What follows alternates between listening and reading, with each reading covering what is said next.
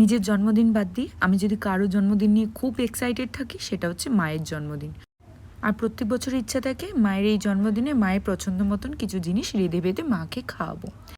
আর যেহেতু মা এখনও চাকরি করে তাই মায়ের জন্মদিনে মা আলাদা করে ছুটি নেবে সেইটা পসিবল একদমই হয় না।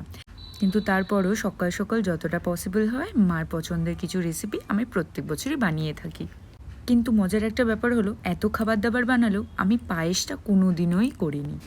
কিন্তু এবছর প্রথম থেকে ভেবেছিলাম মায়ের জন্মদিনে সবার প্রথম পায়েসটাই রান্না করব। আর মায়ের জন্মদিনে গিফট সেটা তো 3 মাস আগেই দেওয়া হয়ে গেছিলো। আর এই পায়েসটা করার সময় দীপের মা মানে আমার শাশুড়ি মা সামনে দাঁড়িয়ে আমাকে পায়েসটা করানো শিখিয়েছে। আর মায়েরা তো মুখ ফুটে কোনোদিনও কিছু চাওয়া পাওয়ার কথা বলে না, তাই আমার মায়ের ক্ষেত্রেও সেটা ব্যতিক্রম নয়। কিন্তু বাবাকে দেখতাম যখনই কোনো স্পেশাল অকেশন হতো মায়ের জন্য আসল ফুল হোক বা ফ্লেক ফ্লাওয়ার্স দুটোর মধ্যে যে কোনো একটা নিয়ে আসতো। আর মা না তাতেই খুব খুশি হতো। তাই বাবা চলে যাওয়ার পর যে কোনো অকেশনে আমি মাকে কিছু দিই না দিই ফ্লাওয়ার্সটা দেওয়ার চেষ্টা করি। আর যখন মায়ের জন্য পায়েসটা নিয়ে গেছিলাম মা কি বললো শোনো। ভালো হয়েছে, সুন্দর হয়েছে।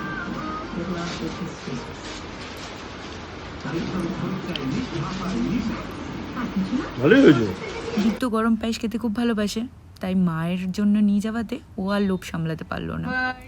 তারপর মায়ের জন্য কেক, ফ্লাওয়ার্স আরও অনেক কিছু দিয়ে আমরা সবাই মিলে ঘরোয়াভাবে মায়ের বার্থডেটা শেষ করলাম। তোমাদের কেমন লাগলো আমাকে অবশ্যই জানিও।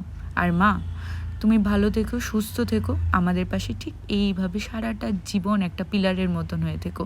তুমি ভালো থাকলে আমরা সবাই খুব ভালো থাকবো।